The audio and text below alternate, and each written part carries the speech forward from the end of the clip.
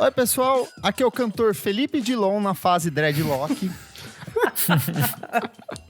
Ai, que dó. Não, eu sou Elo Clipper, da revista Balaclava. Pessoal, olá. Ai, pessoal, oi, Isadora Almeida da Popload Radio. Eu sou o Nick Silva do Monkey Bus. Eu sou Jean Marcos, tenho um trabalho musical desde 2008, conhecido como Monkey Giant. Boa noite, bom dia, boa tarde pra gente.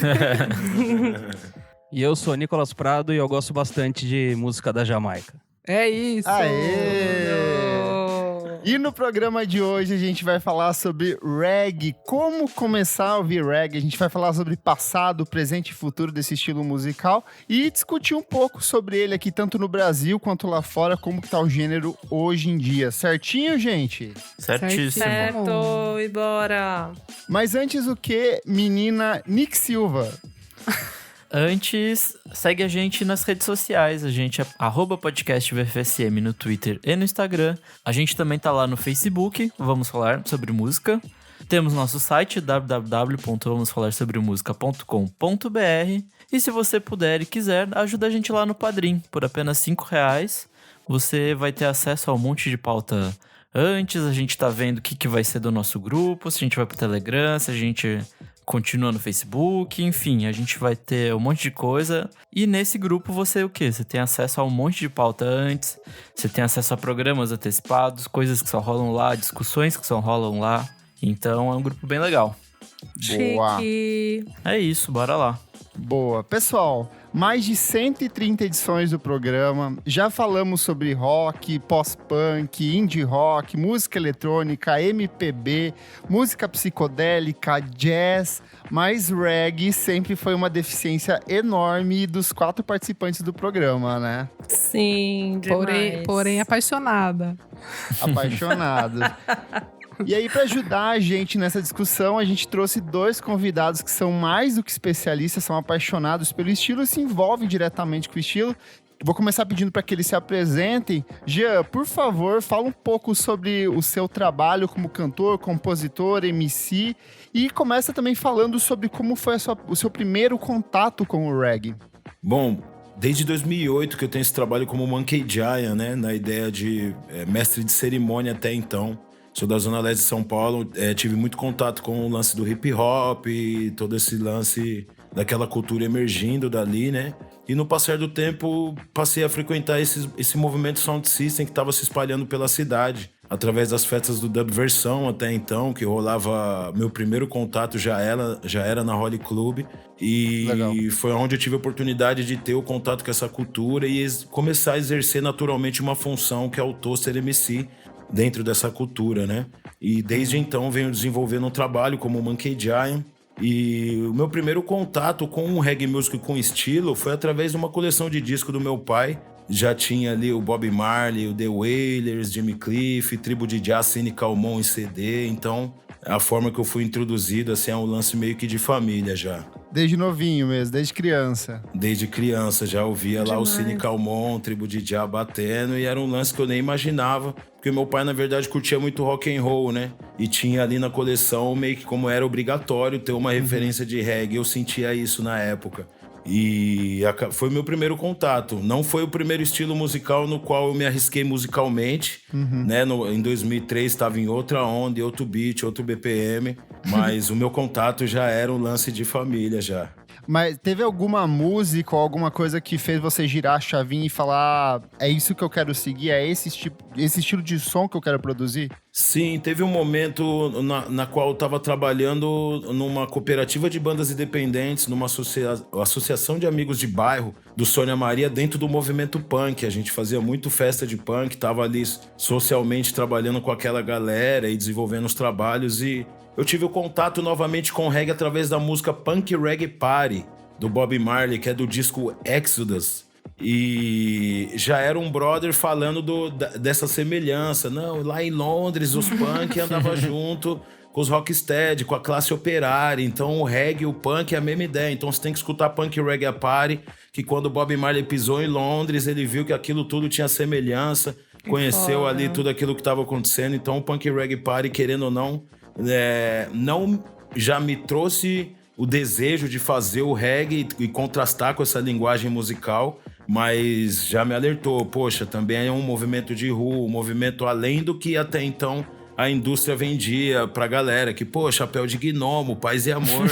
Tipo, mano, é totalmente diferente. Tipo, é um contexto... Realmente virou a chavinha nesse contexto de entender o reggae music, que era o que eu tinha próximo. Não era disco, né?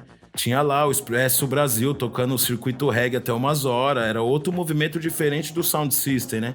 Que o Sound System era engraçado que tinha público, tinha o pagodeiro, tinha gente de tudo quanto é estilo, skatista, grafiteiro, saca? E não era que nem o lance no show de reggae só vai quem quer o regueiro. Então eu me identificava um pouco mais com essa parada underground que veio surgir depois. Eu na verdade, estava no movimento punk ali, no Sônia Maria, aprendendo mais esse lado social, que na verdade foi o que trouxe mais esse lado pro meu trabalho, né? Foi essa vivência com o movimento punk ali no Sônia Silva Maria, no ABC Paulista. E hoje em dia, o que é fazer reggae pra você? Pensando um pouco na sua carreira como artista também. Como que o reggae movimenta a sua vida e seu processo criativo também? Bom, eu vejo o reggae... eu tô submerso no estudo de volta... de entender como é que é o ritmo africano de volta pra Latinoamérica, tipo, no contexto do passado, assim, né? Se você unir essa pangeia musical... e entender que ritmos se conversam. E, tipo assim, se não tivesse um cientista do som maluco que tivesse aquela visão de ele poder decidir a dinâmica do som, além dos músicos, ele também era um cara que tinha, né, essa técnica que muita gente conhece como dub. Eu vejo que é essa autonomia do engenheiro de poder decidir qual que é a dinâmica, os efeitos, os controles de frequências. E isso, querendo ou não, influenciou muita coisa pelo mundo, assim. Eu, assim, pessoalmente, dentro do meu estudo, eu acredito que do reggae music até todo esse movimento de música eletrônica, desde o house de Chicago, saca? Depois o K-Garage lá em Londres, do K-Garage veio o jungle, veio o drum and bass, veio o grime. Então, tipo assim, o reggae, ele é muito esse lance. Então, poder fazer reggae music hoje, eu tô no momento da minha carreira de realmente ter essa pangeia musical de, tipo assim, de 130 a 140 BPM, se encaixa todos esses estilos musicais. Eu tenho muito... eu sempre tive muito lance na minha carreira do contato com o roots, né? Tipo, não roots como um estilo mais lento e etc, mas como uma música que passa mais consciência, que tem uma vibe mais de meditação, não muito de pista. Hoje em dia eu venho trazendo um pouco mais de velocidade BPM pro meu trabalho, que eu acredito que em 2021 a gente tem artistas na Jamaica como a Coffee, por exemplo, que vem trazendo referências da música eletrônica, do bass music, que tipo assim, pô, é uma revolução realmente lá na Jamaica, porque isso tinha que continuar, né? Porque bateu bastante na ilha, daí pela migração foi para Londres, virou a música eletrônica, se espalhou por todo mundo. Então, tipo, hoje pode ter muita gente que é do grime ou que é do dubstep que nem imagina que aquilo teve origem naquela ilha pequena, como conceito e visão do engenheiro ter o controle sobre a dinâmica da música e frequências, etc. Mas é muito interessante, assim, eu como artista hoje estou muito nesse, além de todo esse tempo ter vivido isso, tá saindo um pouco para esse lance de entender e reconhecer essa pangeia musical por todo mundo, né? Tipo, é um fenômeno muito doido, assim, vou até sair um pouco do contexto, mas quando a Rihanna lançou Work, Work, Work, Sim. que era um dance hall, aquilo era um dance hall, ela nomeou como Tropical Beat porque foi uma tática de mercado, porque você conhece, né, amigo? Tipo, mestrona, ela tem os meios dela. Mas ao mesmo tempo, tipo, às vezes não custava nada ela ter falado que era um dance hall. Aquilo é um dance hall. Ter dado um big up pro movimento, mas são táticas de mercado que acabam deixando a parada lá. Então eu vejo hoje a música pop dropando muito nessa onda, né? Mas aí a gente vai desenrolando no meio do caminho aí, né? Arrasou. E você, Nicolas? Querido, você fala um pouco sobre o seu contato também com o reggae, como que foi esse seu primeiro encontro, o que fez você virar um cara mega apaixonado e especialista entendido no assunto? Cara, pra mim, o primeiro contato, acho que pra muita gente aí da minha idade, foi com o Ruffles Reggae, por causa das coletâneas do festival, né, que trouxe um monte de som aqui pro Brasil. O primeiro que tocou, assim, eu fiquei de cara, foi o Pato Banton, tá ligado? Tipo, o Pato Banton tocando na rádio, o Pato Banton tocando na televisão, mas muito do mainstream, assim, né? Era o que tocava e o que eu Foi o primeiro contato ali. Aí veio o Bob Marley, um pouco mais velho, né? Eu fui procurar estudar mesmo, assim, ir mais fundo, né, de música jamaicana, porque eu perdi uma viagem pra Jamaica. Eu era estagiário lá na MTV, apareceu essa viagem através de gravadora. Era uma entrevista que seria com o Bunny Wailer, e por causa de... Uau. É foda. Por causa de vacina de febre amarela. Ah, Eu perdi, tá vacina. ligado? Eu não Nossa, sabia. Eu era muito acredito. novo também, né? Eu tinha 19 anos, ia ser a primeira viagem internacional pela TV, né? Ainda bem que tiveram outras depois, mas infelizmente nenhuma pra Jamaica. E eu fiquei tão puto com essa trip, cara, que eu falei, brother, agora eu vou comer com farinha, assim. Eu vou aprender tudo que tiver pra aprender aí da Jamaica. Isso foi em 2007, então já tem uns aninhos aí que eu tenho dedicado o meu tempo aí, minha energia pra aprender mais coisas que saíram de lá e de outros lugares, né, que foram influenciados aí pela música da Jamaica. Gosta valer. Você falou ali da coletânea que você ouviu e de um artista e outro, mas tem alguma música ou algum disco que de fato ampliou a sua visão sobre o estilo e falou, putz, isso aqui é maior do que eu imaginava que era? Ah, cara, é o Super Ape do Lee Perry, que eu ouvi aí na escola Foda. mesmo ali, que eu já sabia o que era dub, Ô, brabo. eu sabia o que era o conceito, assim, mas eu realmente não tinha entendido o que era uma obra dirigida, né? O que é um álbum completo, o que é aquele trampo que o Lee Perry apresentou e fez e faz muito bem, né? Então, é esse aí, cara. Esse aí é o que, tipo, deu uma machadada na cabeça, assim. Eu falei, brother, é muito mais Abriu. do que Bob Marley, que eu adoro, tá ligado? É importante falar, muita gente aí tira o Bob, tá ligado? Porque é um cara, porra, realmente é a primeira etapa, né? A primeira página ali. Uma história muito controversa, sem dúvida e tudo mais. Porém, a relevância artística aí é inacreditável, né? A obra é fodida. E, porra, Bob Marley é legal também. Muito especialismo. A gente fala aí que gosta de Jamaica, tira ele. Eu prefiro falar que o cara também tem muito valor. Boa. Gente, antes da gente descer aqui para a pauta com os convidados, eu quero perguntar para os meus queridos companheiros de podcast aí, para entender qual que é a relação de vocês com o estilo, porque eu tava até pensando durante a construção da pauta, o reggae para mim veio sempre de uma maneira muito diluída entre outros estilos que eu consumia bastante, tipo trip hop. Eu sou apaixonado por Portishead e o Portishead fez uma carreira em cima de base de dub, de reggae, só que numa linguagem diferente. Primal Scream tem muito de dub e reggae nos trabalhos deles. Hoje em dia eu ouço muito dub techno, principalmente para concentrar no trabalho. Andy Stott eu gosto bastante, Paul, que é aquele produtor germânico que eu gosto bastante também. Mas eu queria entender de vocês, eu sei que a Isa gosta de um skazinho aí, né, Isa? Eu gosto, menino. Então, mas como a gente já falou aqui, Cidade Negra, pra mim, é muito importante. Verdade. Nossa, real. Assim, tipo, real, assim, é um bagulho que eu gosto muito, assim, desde pequena e continuo gostando e nunca achei, tipo, ai, banda mainstream, ou sei lá, enfim, sempre gostei muito. Aí depois meio que teve. E daí, né, as bandas, tipo, Police, todas essas. Tipo, Paralamas mesmo. Daí que eu fui Paralamas entender. bastante pra mim também. Daí depois que eu fui entender o porquê que eu gostava tanto, que era por causa também do reggae e tal, de todas essas ramificações, né, da música jamaicana. Mas assim, uma coisa que pegou muito foi a Amy. Eu já até comentei que a Amy Winehouse, que ela fazia o cover de Monkey Man. Daí que eu fui descobrir The Specials, daí eu descobri Two Tone, daí eu fiquei apaixonada, tipo, é um dos meus álbuns favoritos da vida, o primeiro do Specials.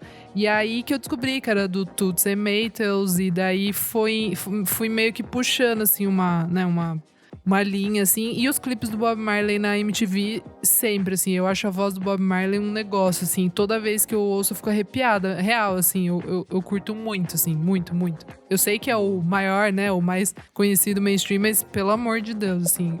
Eu sou muito apaixonada pelo trabalho do Bob Marley. E você, Lozinha? Eu sempre me interessei muito pelas questões meio geográficas do reggae, assim. Que é... Acho que uma galera sabe, né, que eu tenho uma família inglesa, então eu sempre fui muito pra Londres e tal. E em algum momento eu tava estudando uma parada do Caetano Veloso, que ele falava sobre questões... Tem até aquela música, né, que ele fala, Sim. tipo... Down Portobello Road, Sound The Sound of Reggae. E Portobello Road é um lugar bem famoso lá em Londres, é conhecido por ser esse pico que, sei lá, nos anos 60, 70, 80, era meio tipo, muita gente lá, muito imigrante, tem muita gente jamaicana até hoje lá em Londres. Então, eu acho muito interessante essas questões de imigração, assim, e as influências que isso tem no som, assim, eu acho isso muito legal.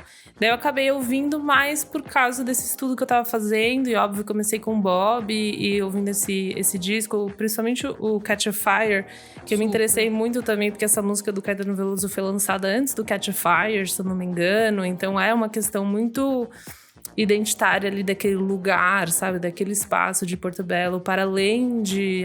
o Bob foi lá e lançou e virou, tipo, uma coisa super global.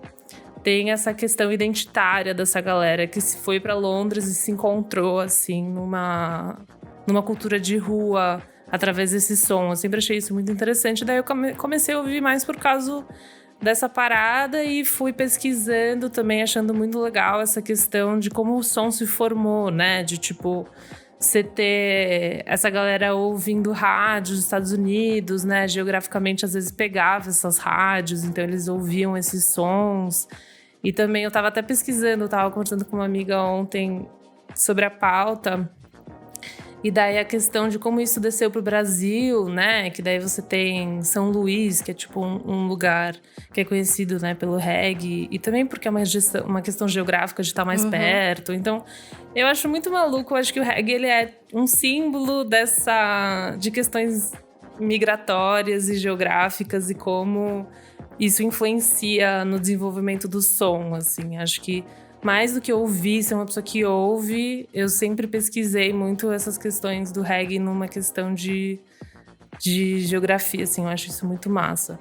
Mas realmente, de ouvir, já não é comigo, assim, de todos os artistas de cada tempo, de cada época. Tipo, eu tava pesquisando pra pauta, assim, mil momentos do reggae, né? Tipo, do começo até o final, assim, cara, você tem muitos momentos diferentes nessa linha do tempo. Boa. E você, Nick? Nosso eterno emo. Eu confesso que eu sou bastante ignorante no campo do reggae, assim. Eu possivelmente ouvi coisas quando era criança, tipo Bob, coisas assim, que é, tipo, quase impossível de fugir. Eu lembro de Shaggy, coisas do tipo. Eu não sei se entra exatamente no campo do reggae, mas como criança, pra mim era uma música bem divertida, era bem adjacente àquilo que eu entendia que era o reggae. E aí, mais pra frente, assim, tipo, quando adolescente, eu fui escutar um pouco daquela terceira onda do ska punk, que era, tipo, mais pop punk do que ska mesmo, né? E tinha uns metaizinhos, era, tipo, divertidíssimo. Mais pra frente, eu fui ouvir uma banda que chama De Facto, que é um subgrupo do The Mars Volta, assim. Antes de formar o The Mars Volta, eles criaram esse grupo, que é um grupo de dub, assim. Então, é umas loucuragens do Omar e do Cedric, que, né, foram fazer o The Mars Volta depois. Só que é anterior, então tem coisas ali de dub, de reggae, que é bem interessante, assim. Mas é isso, assim, o meu contato é muito pouco. E aí, pra fazer a pauta, né, pra gente gravar esse programa, eu comecei a me inteirar mais sobre o que é o assunto, né, o estilo. E tem muita coisa muito foda, assim. Principalmente essa parte de religião e parte de cultura mesmo, de ser uma mensagem, sei lá, anti-establishment e tal, sei lá, Jamaica tava numa puta guerra civil na época que tudo isso surgiu. Então isso pra mim é bem interessante, de como a música foi apropriada pra esse conceito de positividade e tudo mais, que a gente vai falar mais. E é um cenário super pesado que eu acho que é muito simplificado pra, tipo, maconheiro, sabe? Tipo, é muito estranho isso, assim. Tem todo um turbilhão de coisas acontecendo e hoje, tipo, né? Hoje em dia se fala de reggae, muita gente não gosta, assim, porque é meio... E associa só a isso, tipo, porra, tem tanta coisa... Tem tantas camadas dentro disso que... Ai, a ignorância, né?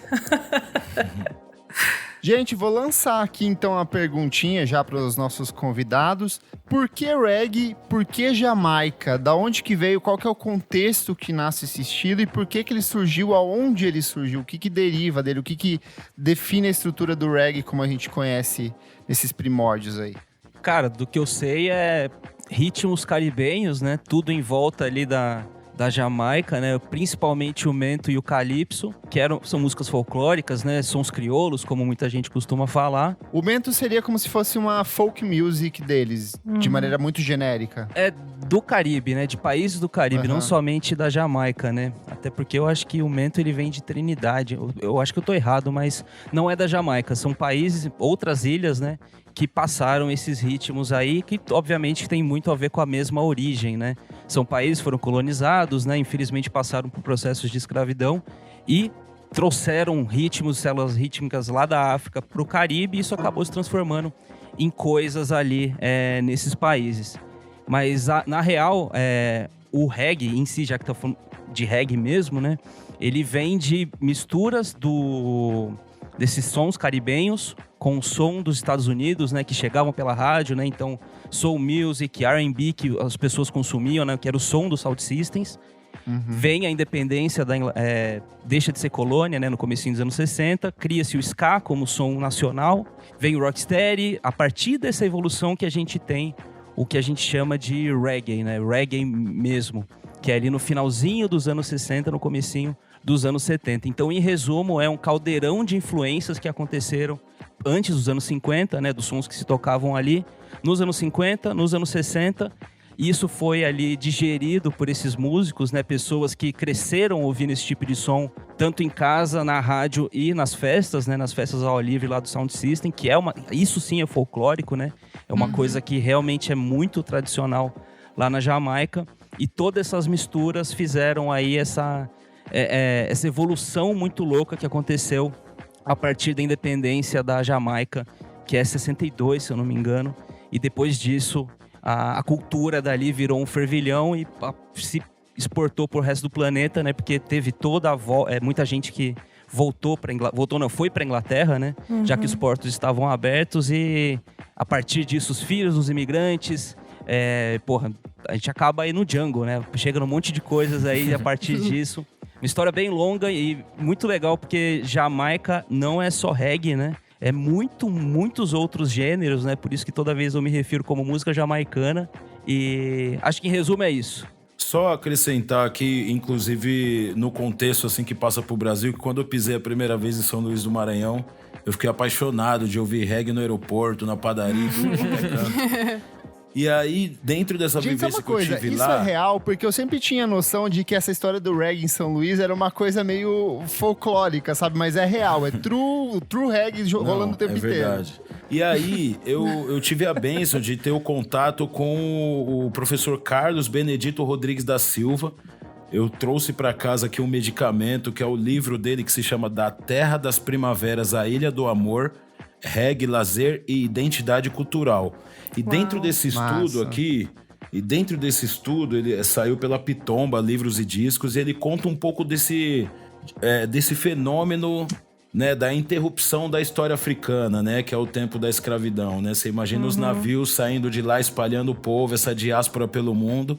E dentro desse livro tem todo um contexto, esse lance da música folclórica, do mento, toda essa parada das ilhas caribenhas ali.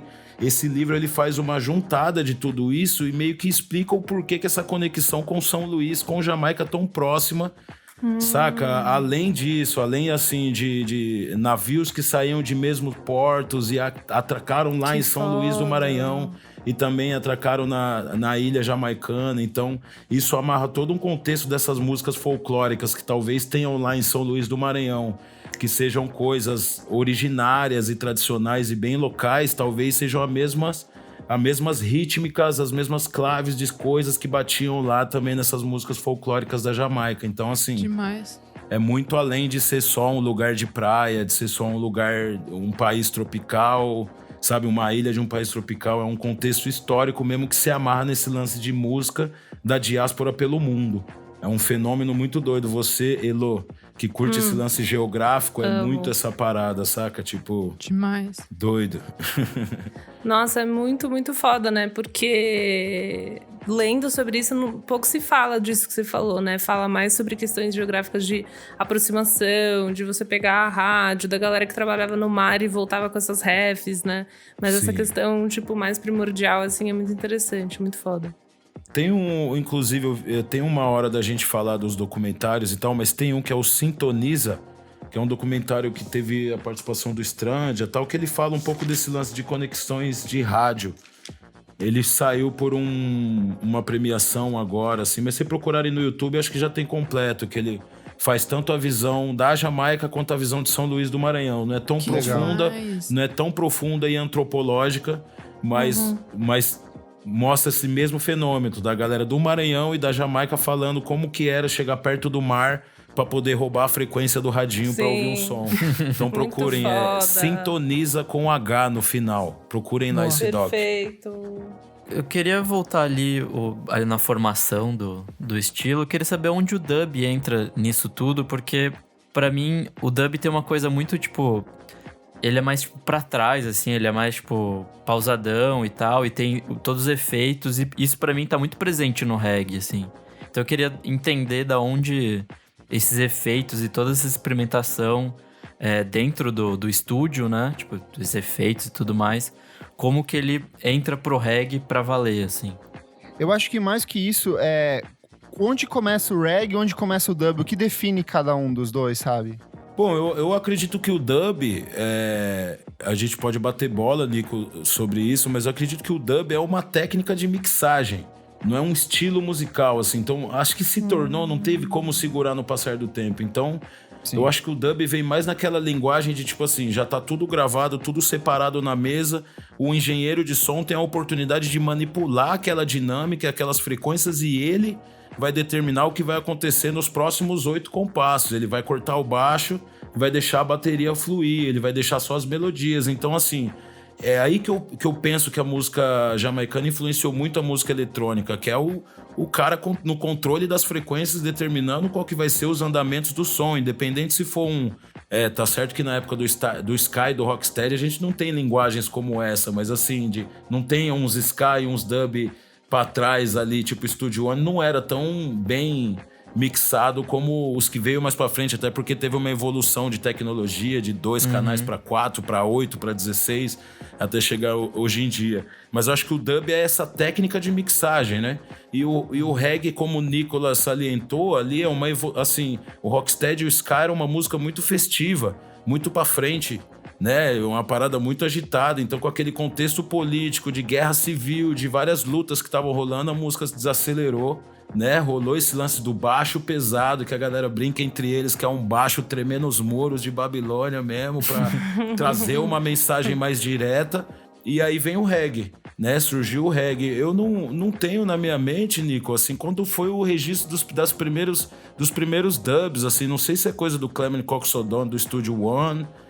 Tem muito essa briga de ninguém sabe se é o King Tub ou é o Lee Perry que trouxe esse conceito de, por acidente, cortar um instrumental no lado B do disco, levar pro baile e acidentalmente um DJ... todo mundo curtir. Um DJ começar a cantar na versão, achar que aquilo foi proposital, e hoje em dia é isso, tipo, nossa, que maravilhoso, né?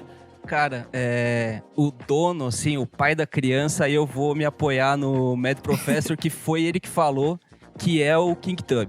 Que ele falou, o dub Sim. nasceu no fundo da casa do King Tub como a técnica, realmente a técnica que eu concordo totalmente, eu acho que se transforma em gênero.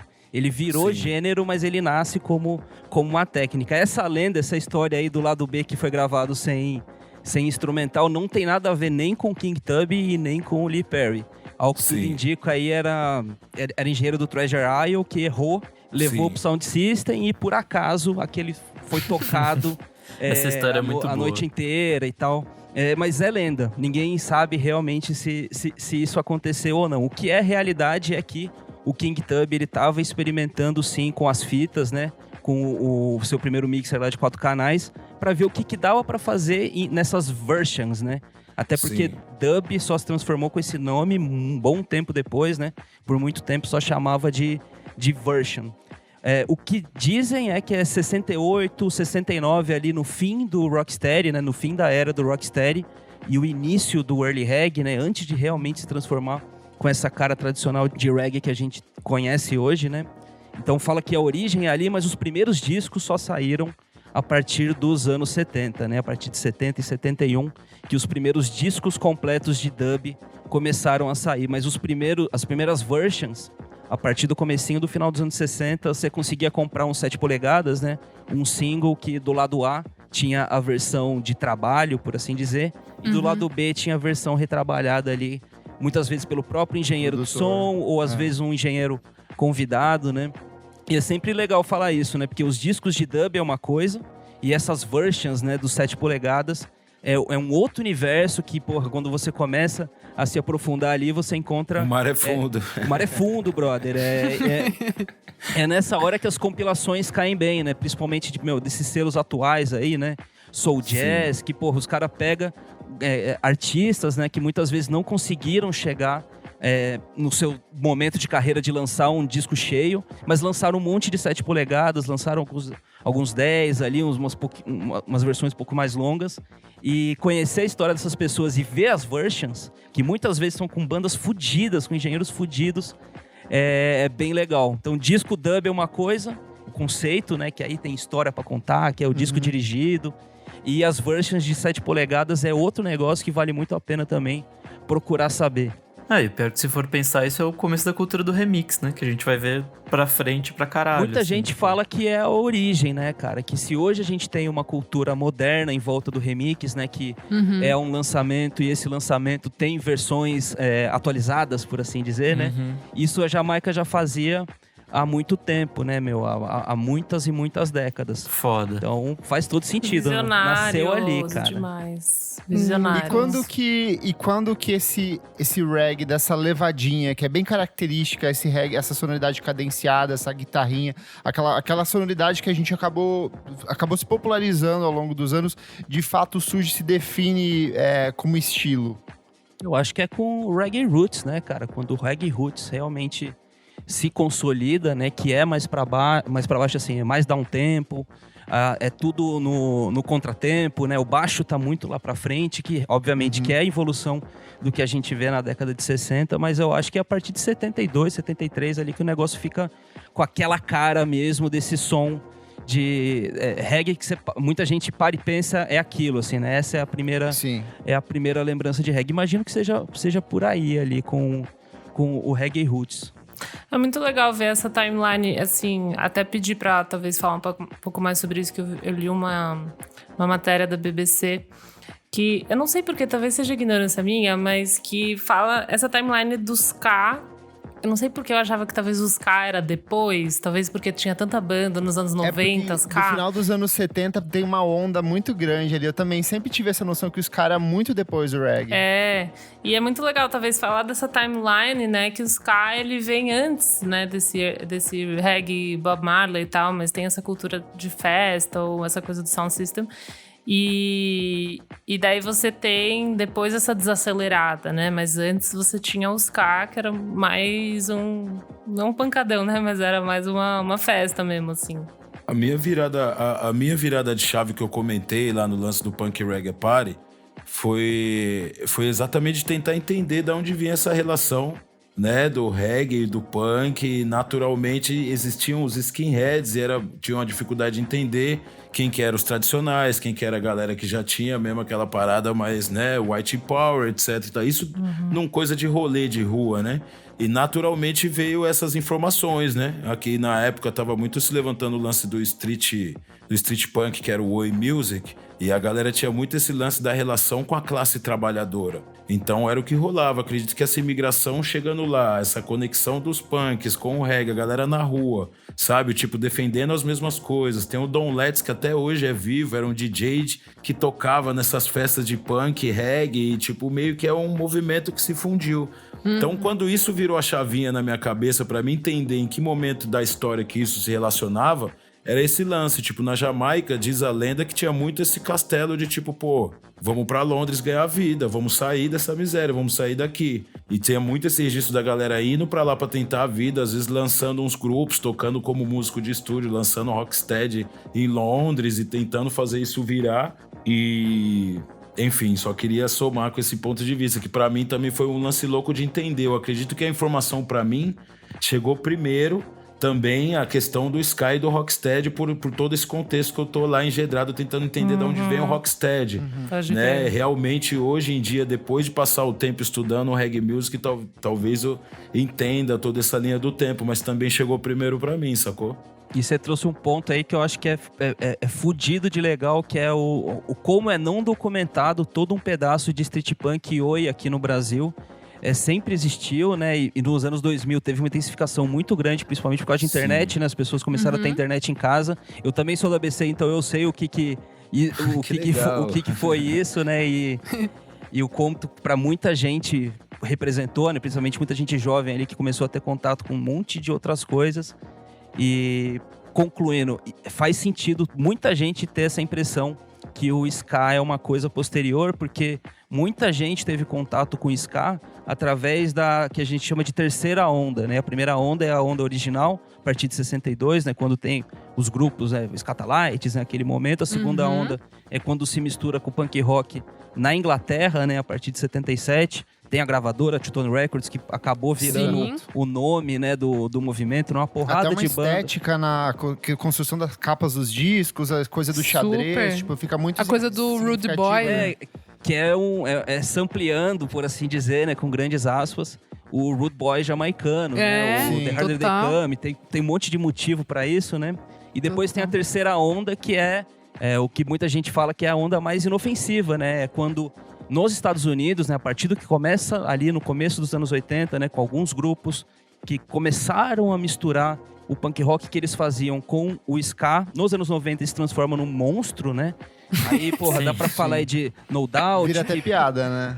Total. Cara, Real Big Fish, era mó legal. Real Big Fish, porra, tem bastante Street banda, Line né? Manifesto também, não? 2000? É Acho que 2000 e já é uma outra onda, né? Que já eram pessoas de outros grupos, né? Goldfinger. Nos anos 90 era som que tocava em trilha sonora de filme adolescente. Isso, Patrícia de Tá, Beverly Hills, na exatamente. festinha da faculdade. Dez É coisas o que eu dei em Miley você Bostones que também. toca no Clueless, né? Acho que é.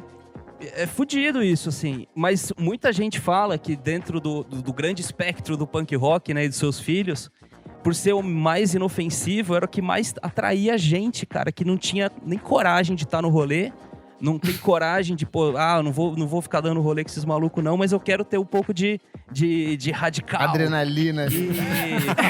E tem bandas incríveis no meio desse moio aí, porém tem muita coisa descartável, tem muita coisa que gravadora chegou e falou, porra, dá dinheiro, né, vamos botar uma grana aí, vamos fazer acontecer. Então eu acho que essa impressão do ska vir depois vem em volta disso, mas na ordem em 62 a gente tem o ska, depois tem Rocksteady, que acaba em 68, vem o Early Reggae Roots, né, nos anos 70, o dub tá ali no meio, ele vive pra sempre, né? O Dance Hall, ele aparece no meio dos anos 70, com gente que não querendo falar de política, não querendo falar de religiosidade. Era mais escapista, né? É mais pra festivo. jovem, né? Exato. Sim. E no paralelo, Lovers Rock também, que vem do final dos anos 60, mas se fortalece foda ali nos anos 70. Depois vem o computador, aí vira o digital, né? Under Miss Lang Tang, aí muda tudo. Quando chegou o computador, computador eu digo o teclado digital, né? Aí muito parecido com o que aconteceu em todas as periferias do mundo, quando as pessoas começam a ter contato ali com equipamento eletrônico e conseguir fazer música de uma forma muito barata. Que vai virar o hip hop, vai virar o funk aqui no Brasil, Isso. Miami Bass. Exatamente. E em resumo, essa seria a timeline aí. Claro que tem um monte de subgênero, um monte de coisa no meio do caminho. Eu acho muito louco, Nico, esse bate e volta, né? Que tipo assim, você falando do Lovers Rock, inclusive, eu tô aqui indicando algumas coisas, porque eu também tô fresquinho nos estudos esse tempo, assim, você falou do Lovers Rock, que é uma coisa que tinha muito esse lance da galera de UK, tipo, trazer os lançamentos, né? Trazer as gravações da Jamaica e lançar lá. É um movimento de UK, vamos dizer assim. o Lovers Rock. Então, queria indicar pra todos vocês, procurem o documentário Small Axe. Ah, Também falei pro pessoal aqui, já maravilhoso. dei Thaís aqui é pro pessoal. apaixonada. Eu sou apaixonada por essa Maravilhoso. série. Ele Esse fala- episódio... Nossa. Ele fala muito bem desse lance, baseado na luta contra o racismo em UK, né? Mas total. ele trata de toda essa questão da imigração e fala muito. Acho que tem um episódio inteiro lá dedicado só ao Lovers Rock também, que é muito foda. Sensacional Boa. essa série, meu. Antes, ô Nico, você comentou um momento que o reggae fica em 71, 72, começou os lançamentos dele mais lento. Eu acho que vale a pena comentar também esse mix nessa época do lance do discurso mais voltado para a religião, né? Com o lance da música Naya Bing também, que veio acompanhando essa lentidão. Vale lembrar que é no momento que rola essa transição também da religiosidade, do lance mais ortodoxo, que é aquela junção da galera que tá vivendo nas montanhas, descendo para informar sobre a visão que eles têm do que seria a redenção do povo africano, dessa diáspora pelo mundo, né?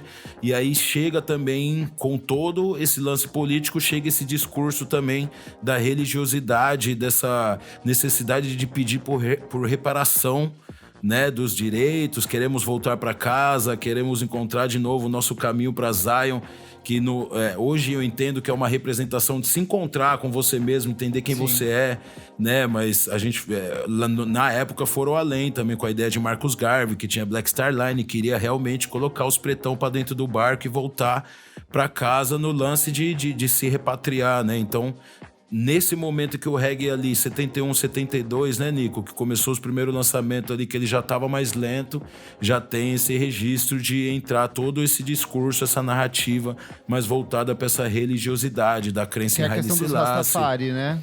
Total, A cara. crença em Haile Selassie, a crença que um príncipe negro se levantaria no leste, na África, e esse seria o sinal de redenção do povo africano que foi espalhado por todo o mundo, né? Então meio que entrou também esse discurso, tanto que se você for no reggae, assim, palavras chaves também tá lá, o Black Star Line, Marcos Mosiah, e tipo meio que vai te direcionando para vários caminhos, que é um reggae um pouco mais ortodoxo, isso muito antes de chegar no lance do dancehall, lá em 80, da galera que já tava na vibe de, né, já foi uma transformação de mercado, assim, mas essa época do reggae ficar lento também tem esse adendo, além de toda a guerra civil, situação política, também teve esse contato dos raças das montanhas que desciam lá e já tinham essa visão. Pô, da onde você veio, pra onde você vai, aonde você tá, e etc. Rolou esse debate. Cara, eu Boa. acho que o rastafarianismo, quando ele encosta ali na música popular da Jamaica, né, que tem que... Sempre bom lembrar isso, né, que era música feita pras pessoas, né, pro povo, realmente utilizar como uma ferramenta para mais pessoas entenderem a doutrina, né, cara, porque... O rastafarianismo é um negócio que nasce nos anos 30, né? No final ali, quase anos 40.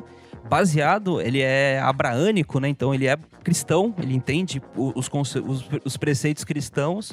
Mas ele era muito abusado na Jamaica. As pessoas não gostavam, cara. Tinha o Kill the Rasta, tinha todo o movimento de realmente levar essas pessoas de volta para as montanhas. E quando entende que, porra, tem uma movimentação de pessoas, cara, de ideias, principalmente de jovens...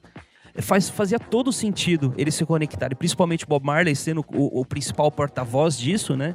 Reza a lenda que foi o Lee Perry que falou sobre rastafarianismo pro Bob, e ele abraçou o negócio e virou realmente não somente a religião, né? Mas o estilo de vida e a forma que ele tomava suas decisões, a maneira que ele levava a vida.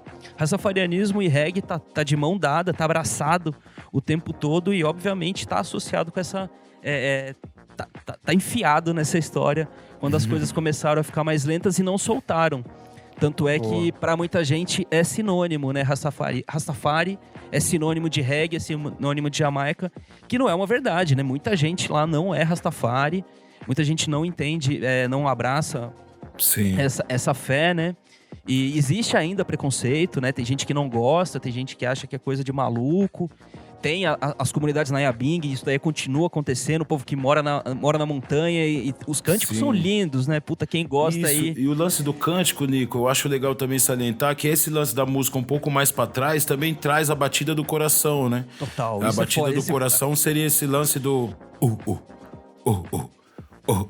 Caramba! Então, a partir do momento que você tá na batida do coração, que é a primeira música que todos os seres humanos escutam quando, né, quando tem a vida, isso envolve toda uma parada por trás do reggae, que junto a isso, na rítmica, entra o... Tá sendo maravilhoso aqui as produções aqui. Mas isso é muito louco, né, Nicolas? A gente tá falando do nosso jeito, mas tudo imaginando nessa linha do tempo do que deve ter acontecido ali, né? Essas ligações, assim. Boa. Pensando num ponto de vista de apresentar o estilo para as pessoas que ainda não conhecem ou que tem um desconhecimento maior em cima do reggae, o dub, o ska, enfim, nessa timeline louca que você passou de uma maneira muito resumida, Nicolas, onde você acha que é o melhor ponto para começar? Porque a gente sempre, quando a gente faz esses programas temáticos de apresentar, a gente fala que muitas vezes o clássico nem sempre é a melhor solução, porque o clássico às vezes mais distancia o ouvinte do que apresenta o estilo de fato, né? Por onde você acha que seria um bom caminho para começar? Boa, eu trouxe uma listinha aqui pra gente, cara, pra você começar a ouvir ska. Eu recomendaria ouvir o Ska Authentic de 67, do Skatalites, pra entender um pouquinho de Rocksteady aí. É o disco sem título, né? O disco com o mesmo nome do Raptones, de 67 também. Early Reggae é o segundo do Pioneers, que é o Long Shots, de 68. Reggae mesmo, né, porra, aí já como praticamente Reggae Roots, é o Catch a Fire, do The Wailers, né, Bob Marley and The Wailers, de 73. E pra ouvir o dub, porra, o principal, né, na minha opinião, né, é o Dub from the Roots, que é, na minha opinião, a obra-prima do King Tub. É um disco de 75, né, ele já tava há um tempão aí já fazendo dubs pras outras pessoas, sendo o dono, né, do seu sound system e levando a música pra frente, né, que eu acho que é o principal. Então E sempre bom, coletâneas, cara. Procurem as coletâneas. As coletâneas hoje em dia elas são muito bem feitas. É fácil de encontrar nos Spotifys da vida, nos streamings por aí. Você consegue achar muita coletânea interessante e procurar não só os lados B, né? Mas os lados C, D, F, todas as letras do alfabeto aí. Porque a Jamaica, cara, e tudo que acontece... Pensa só, é uma ilha minúscula que no seu auge aí, cara, porra, tinha mais de 500 estúdios, assim, cara. E ter um estúdio não é barato, porra. Não, é uma dedicação de vida, né? Então, é muito doido isso tudo, cara. E essas histórias, elas são mal contadas e com pouca profundidade. Então, eu sempre fico muito feliz de falar de música jamaicana. Muito obrigado. Tudo. Moki, você preparou alguma listinha aí ou você tem os seus favoritos pra quem quer começar? Mano, acho que foi um guia pra mim, assim, pra mim começar a entender, assim, quando eu comecei a comprar disco, até costurando essa ideia que o Nicolas passou, assim, muito lance você poder comprar um LP de algum dos produtores, assim, de algum dos engenheiros, assim, de algum dos selos, e a partir daí você vai descobrindo as versões e comprando os compactos diferentes das versões que tem naquele LP. Então eu indico, tipo assim, vocês pegam os principais nomes, assim, vou citar alguns. Studio One, que eu acho que desde a transição do ska rocksteady até muito tempo eles ditaram, assim, as paradas, né? Studio One, King Tub, Lee Perry, Bunny Lee, Scientist, King Jammy. Você vai acompanhar toda a evolução da história. Olha o Nicolas mostrando o disco dele. Tudo. Eu acho que a partir do momento que você vai entendendo dessa forma por produtores e por engenheiros, você vai descobrindo os cantores que às vezes não tiveram mais de uma música, tiveram só 2 músicas gravadas, e aí você vai querendo achar o compacto que aquele cara tá cantando, e realmente é um mar muito fundo. Mas para começar realmente a mergulhar além do Bob Marley, do Peter Tosh, etc. Eu acho que se você pegar esses produtores, estúdios, né? No caso, vocês vão ter uma pesquisa muito profunda. Vai lá do Studio One até o King Jammy.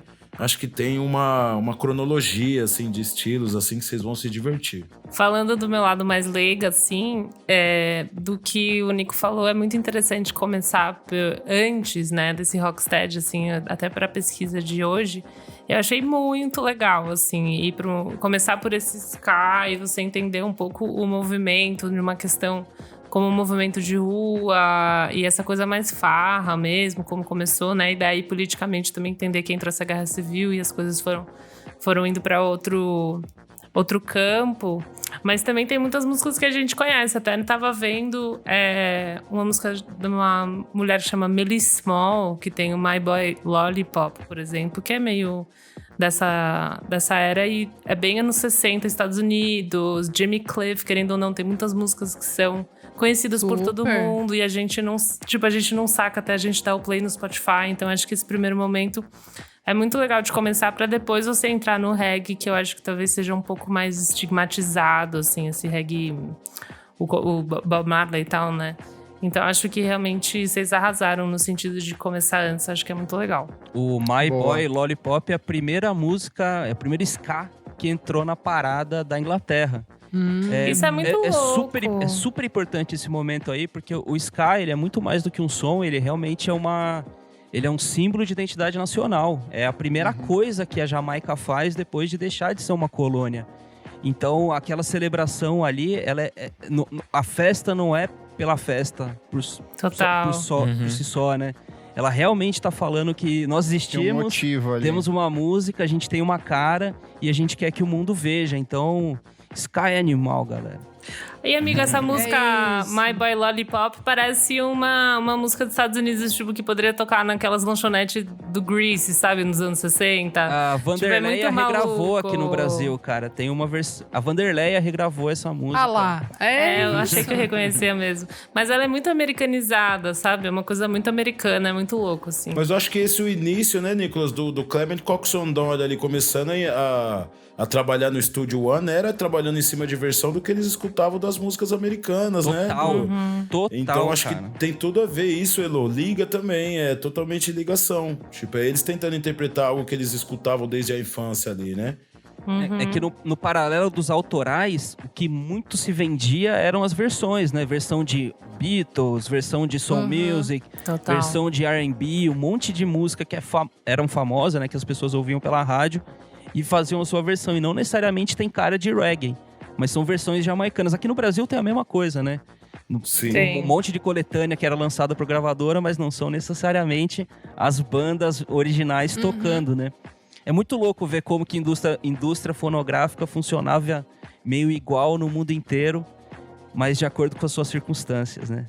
Sim, O próprio sim. Gilberto Gil, quando ele faz aquela versão nos anos 70 ali pra No Woman No Cry, que eu acho que é o que estoura e que, tipo, apresenta de fato o reggae no Brasil, era isso, uma versão de uma música lá de fora, né?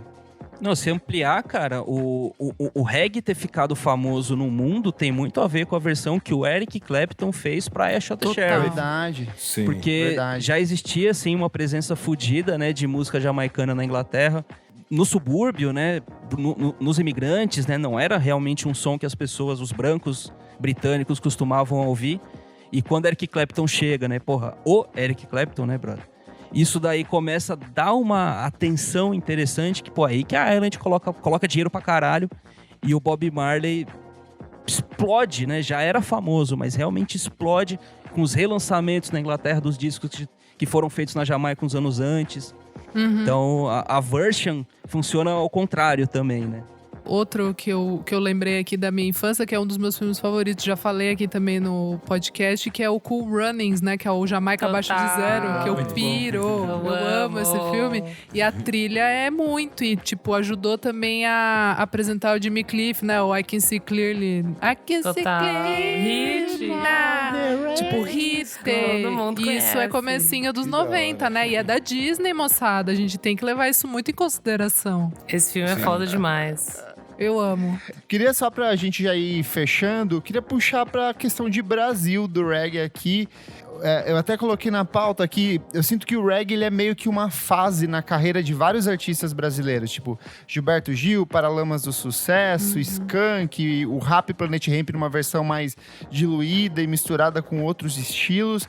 Mas o que tem sido feito do reggae hoje aqui no Brasil, principalmente puxando pra você, Monkey, pode puxar pro seu trabalho também, mas aonde que a gente consome, onde que a gente encontra o reggae, para além talvez até da cena de São Luís do Maranhão?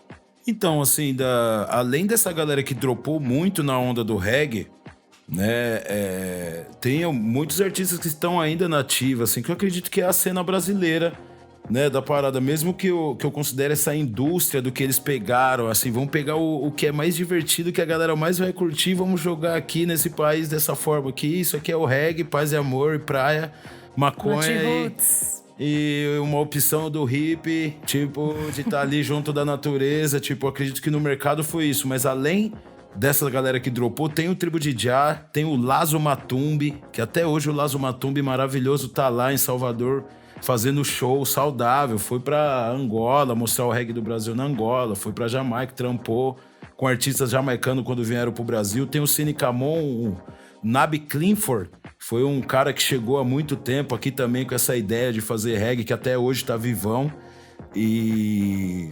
essas equipes de som, tanto de São Luís quanto de Fortaleza, velho, devia ser um lance louco quando a parada chegava por lá, né? Tipo, discos e como que foi essa concepção de começar a tocar o reggae para mais amigos na festa, pra galera ouvir. Então, realmente, eu considero ele como fundadores da parada. O que eu poderia dizer, assim, como questão de movimento, assim, como tá enjedado nessa cultura, tá fazendo a música reggae hoje em dia... eu acho que é momento da gente vir ditando quais são os caminhos de continuação para isso, para além dessa indústria que existe com banda, né? Eu que sou um MC que venho do Sound System, que é o underground do underground, tá ligado? Tipo, a gente tem essa permissão, essa licença poética para dropar nessa pangeia musical, para fazer um jungle, para fazer um rocksteady, para fazer várias paradas misturando também com a nossa linguagem aqui do Brasil. Mas eu, como artista que sou dessa cultura, sempre que eu faço reggae ou alguma coisa dropando em alguma influência que venha disso, é sempre uma referência jamaicana. Então, tipo, eu tô me inspirando na ilha jamaicana. Nunca é um reggae brasileiro, porque eu vejo muito do que a indústria jogou como um reggae brasileiro. Não tenho nada contra, acho maravilhosos também, tipo, muito bom, mas é realmente fora do contexto. Tanto que teve uma parada que você colocou aqui que eu achei engraçado, assim, tipo, como o que você não considera uma boa opção para ouvir reggae. Eu marquei uma resposta, né? Tipo, você esperar paz e amor ou confundir toda a história que a indústria criou pensando no mercado com as raízes do gênero.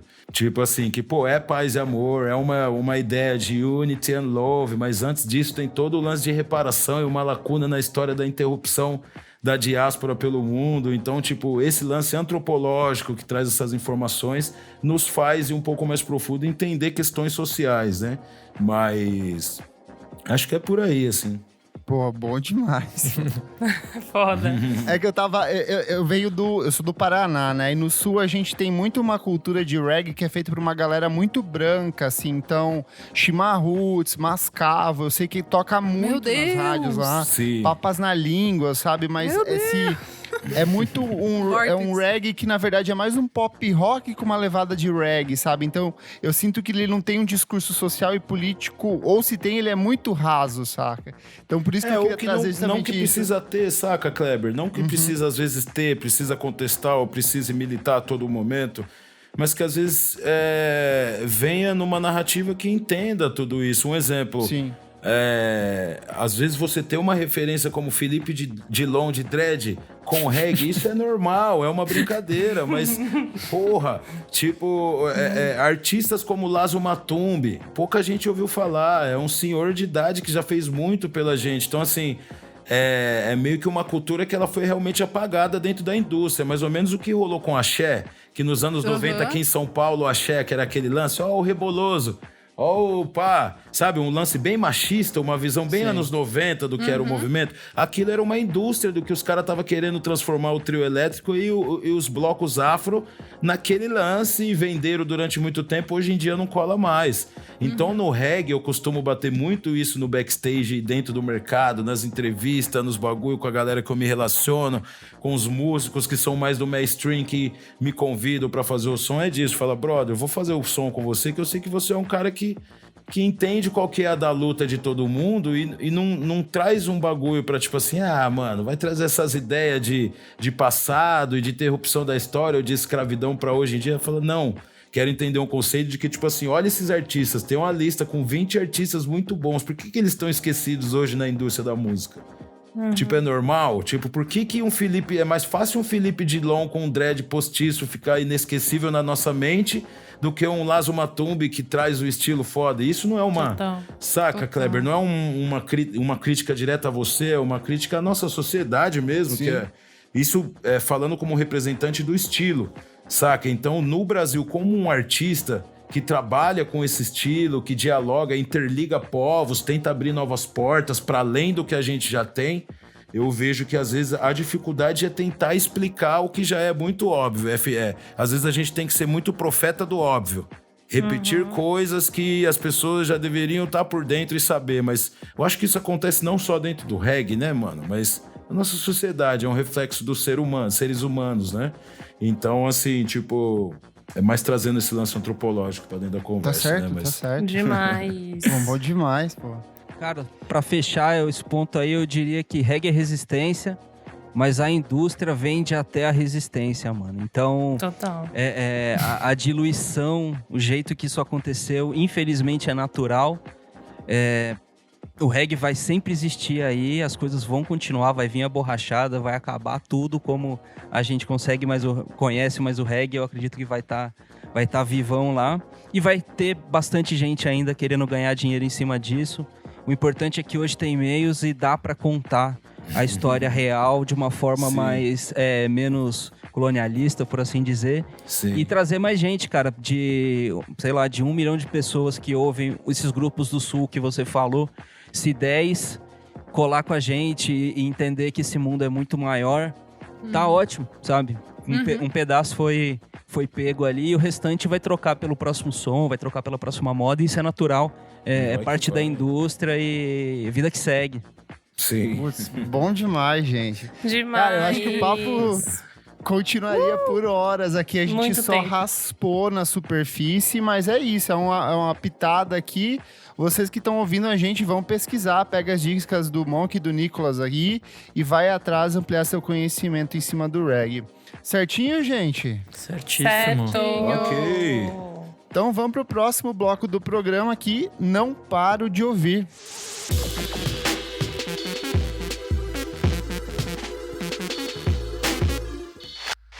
E bora do segundo bloco. Não para de ouvir. Dorinha, o que é esse bloco, meu anjo? Elô, nesse bloco a gente vai dar diquinhas que a gente ouviu muito essa semana ou no último mês aqui, coisinhas mais recentes. Lançamentos. Nico, o que você traz pra gente hoje? Começar com os nossos convidados. Cara, o que eu tenho ouvido bastante não tem absolutamente nada a ver com o tema do programa. Não tem nada de Jamaica. Perfeito. É o remix do MGMT lá pro Metronome, que saiu semana passada, lá pro Deluxe. Boa! Putz, Boa. muito bom. Fudido, né? Porra, o som fez muito sucesso quando saiu, né? E do nada, né? Sai o remix aí. Achei mó legal, achei a arte bonitinha ali, achei campeão, então... É que vai fazer 10 Eles anos estão agora. do disco. 10 10 anos, Nico. Sim, 2011 foi lançado. Tamo Como ficando diz velho. o Rony Von, cara, significa, tá ligado? Ótimo. Significa. O disco em questão que a gente tá falando é o The English Riviera, que é o melhor disco do Metronome Sim. até hoje, assim, pelo Meu menos Deus, pra mim. 10 Metronomai, por anos. favor. 10 anos. É, ontem. Metronomai. Foi ontem nós, na MTV. Não, Não, Piada nossa aqui. Eu falo, caralho, tem Piada interna. 10 anos que eu tô falando o nome errado da Não. banda. não. Era uma piada... Nossa, muito antiga essa piada. Acho Foi que eu tava uma discotecando pessoa que foi numa pedir festa. pra Elô tocar numa festa, ele ficou, toca Metronomai, toca Metronomai. Eu não Metronomai. entendi, eu não entendi. Significa, eu não né, entendi. Nico? Significa. Significa, Rony Von. Tudo. Boa. E você, Monkey? Bom, eu também vou trazer uma referência que vem de Londres. Os parceiros musicais, assim, a galera que eu tenho a oportunidade de já há uns 5 anos, assim, vem mantendo contato. O videoclipe dessa música, desse lançamento, foi filmado pelo Premier King, que é aqui da Saúde mesmo, de São Paulo. Quando ele passou pela Jamaica, acabou usando essas imagens e editando um videoclipe para uma música que chama Jamaican Funk, do Prince Fatty, com a cantora Shanice McManaman. É uma versão de um clássico de soul muito legal. Prince Fatty com Shanice McManaman, Jamaican Funk. E aí quem conferir o Jamaican Funk pode conferir todo o álbum da Shanice McManaman com o Prince Fatty, que eles curtem muito fazer essas versões, né? Um lance que a cultura jamaicana trouxe muito, assim, nas diversões, versions, né? Então, o Prince Fatty é um dos produtores, assim, que mais produz versões novas de clássicos antigos, às vezes aquele clássico que não tem um instrumental, como o DJ tocar o instrumental na festa, ele trabalha nessas versões e eu gosto muito, acompanho. E chegou Eu pedi antes da pandemia, antes da situação toda começar, depois de 1 ano chegou o disco aqui, foi pra todo lugar do mundo. Tô muito feliz de escutar ele. Demais. Arrasou. Nick, o que você traz? Bom, minha dica da semana, eu não consegui ouvir tanta coisa, então eu tenho só um single, que é o novo single do Sons of Kemet. Muito bom. Bandinha... Uau! Com a Liane La Havas? Maravilhoso. Isso, Bom bandinha demais. de jazz, né, UK, maravilhosa. Eles lançaram um disco de 2018 que é Your Queen is a Reptile, maravilhosíssimo. E eles estão de volta agora para um próximo disco, né, que chama Black to the Future. Uma piadota aí muito boa. Esse nome é maravilhoso. Vai ser lançado dia 14 de maio. E a primeira música deles é Hustle. Já veio com clipe, veio com tudo. Aí tem Sim. o feat do J Radical e da Liane La Havas. Puta, maravilhosíssimo, assim, tipo... O Chaba Rutchins lá, esmerilhando. Muito foda, muito foda. E é isso. Boa. Dorinha, e você? Gente, eu vou trazer aqui um álbum que eu ouvi. Vai sair Já na sei. quinta, então já vai ter saído. Ai, não, tá. É o lançamento que a gente falou até do single, né? Da Sofia Chablau e o Meu Nome Perda de Tempo. Bom demais. O álbum sai hoje, quinta-feira, se você tá ouvindo no dia do lançamento do episódio. Eu achei muito bom, saiu pelo selo Risco, né? Tem a produção da Ana Frango Elétrico. Ouvi hoje, ó, tá show Amigo, demais. eu achei que a gente ia falar sobre, porque, né, eu achei muito sua cara também, e eu achei que conversa muito com as coisas que a gente falou do primeiro single, mas extrapola tudo ao mesmo tempo, assim, porque tem muito mais coisa, tem muito mais camadas, as músicas são bem diferentes umas das outras. Tem uma faixa que parece, tipo, que é super inspirada em shoegaze, aí a outra parece uma bossinha, aí a outra é, sei lá, um noise meio Sonic Youth. Assim, tem de tudo, mas tem também um pouco de psicodélico ali, MPB. Muita Rita Lee. Muita Rita Lee, eu achei também. É isso, gente, é muito, muito legal. Álbum de estreia da Sofia Chablau e Uma Enorme Perda de Tempo. E também saiu o álbum de estreia do Dry Cleaning pela 4AD. É o New Long Leg, bem bom. A cantora, né, que na real é a parada mais interessante ali, que é a Florence Shaw. A voz dela é maravilhosa. Ela pode estar Cara, cantando... é a Kim Gordon encarnada nessa menina. Sim. É muito parecida. Total. Ela pode estar cantando sobre, sei lá, tristeza, alegria, dor, explosão. E ela tem o mesmo... Tipo, ela segue na mesma linha. Ela não muda, o mesmo timbre, ela dá um outro significado pra letra por ela estar cantando nesse mesmo mantra, assim. Ela não sai, ela não tem nenhuma alternância, assim, na voz dela, que fica muito mais interessante. E ao mesmo tempo não é monótono, eu achei, assim, tipo... Não, ele é bem dinâmico. Sim, ele é bem dinâmico, principalmente por causa das guitarras, eu achei que ali naquele episódio que a gente falou do pós-punk, faltou falar do dry cleaning, mas é que eu acho que eles extrapolam um pouco, assim, sabe? Eu acho que eles meio que deram um novo significado pra parada ali. Principalmente o instrumental, que eu achei muito foda, assim. Boa. Muito foda mesmo, é isso. Chique, você, Kleber. Vamos lá, começar por single, vou recomendar o Mudu Mokhtar. Ele é um guitarrista tuareg, então ele é ali do meio do Saara. Ele é muito foda, ele tem uma sequência de discos muito bons desde os anos 2000. Ele faz um misto de blues, de rock psicodélico e da música tuareg, que é essa música desses beduínos, dessas pessoas habitantes do deserto ali mesmo. Ele vai lançar o primeiro trabalho de estúdio dele pela Matador Records agora em maio. E aí o disco se chama A Freak Victim, já lançou 3 singles, então eu recomendo que você vá pro Spotify ouvir cada um deles, assim, tipo, bom demais, assim. Discos, saiu o novo álbum da In Venus, que é uma banda de pós-punk de meninas aqui de São Paulo. O trabalho se chama Sintoma e é bem mais carregado do que o disco anterior. Ele é mais político, fala bastante sobre a situação política do Brasil e assim, ele é bem crítico, bem pesado, bem sujo. Quem gosta de Mercenárias vai gostar bastante. Quem voltou também foi o Godspeed e o Black Emperor com Godspeed at State's End, coletivo canadense Mega Política, um trabalho todo focado em temáticas anti-imperialistas, em embate contra a polícia, só que num sentido que isso fica diluído pelos samples que eles usam e mais pelo texto que eles apresentam no material de divulgação do trabalho. Então, também vale muito a É pena. um disco de post-rock instrumental, né? Então, tipo, o que vem geralmente de experimentação fala é, louca. tipo, só, tipo, áudios de fora, assim, não tem vocal. É bem foda essa Boa. banda. E por último, o projeto da o Lost Girls, Men's Collective, que é a Lost Girls é uma dupla formada pela Jenny Havel, que é a cantora, compositora, poetisa, ela vai muito pro spoken word, ela é norueguesa, junto com o Havard Volden, que é parceiro dela já de longa data. Eles fizeram essa dupla que vai pro spoken word, vai pra eletrônica, mas ali no meio tem muita experimentação. É um disco de 5 faixas, algumas delas, sei lá, passam de 15 minutos, então vira uma coisa que é quase um mantra ali do jeito que ela trabalha. E ela fala muito sobre questões existencialistas, sobre feminismo, ela vai cantar sobre liberdade sexual, que é uma coisa que ela já faz nos trabalhos dela em carreira solo. Gente, eu virei o que eu mais temia, eu virei uma garota Disney, eu tô viciado em Déjà Vu da Olivia Rodrigo. Ai, vai pro inferno, Kleber. Música Nossa. boa demais. A produção do Dan Nigro, que já trabalhou com a Empress Of, com a Carly Rae Jepsen, assim, então tô bem ansioso pro disco que vem aí dela. Ah, não, Viciei. você não vire uma Olivier. Você vai Não. virar ainda, TikToker. Isadora. Para, que raiva, tá bom, vai. E você, Elô?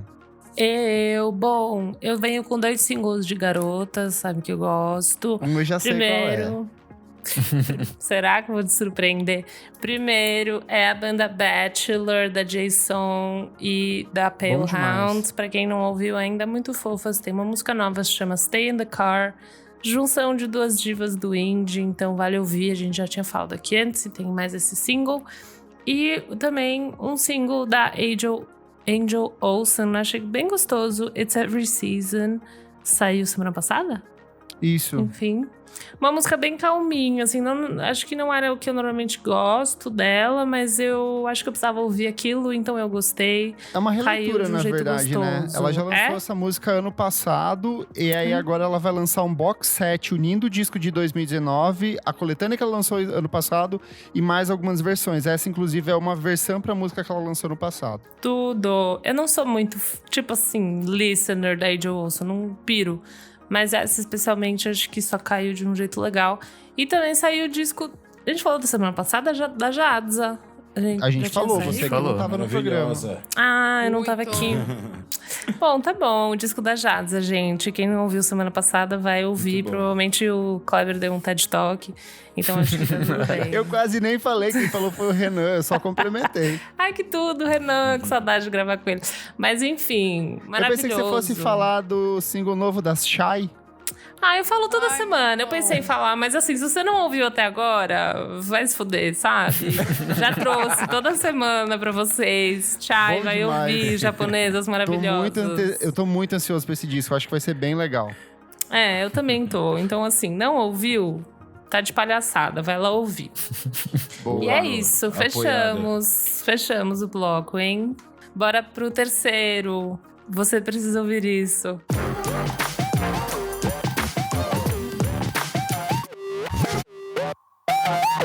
Começando o nosso terceiro e último bloco, você precisa ouvir isso. Nick, o que é esse bloco? Nesse bloco a gente vai dar dicas, pode ser de música ou não, que são atemporais, não tem uma ligação com o tempo. Boa, vamos começar aqui com os nossos convidados. Monkey, o que você traz?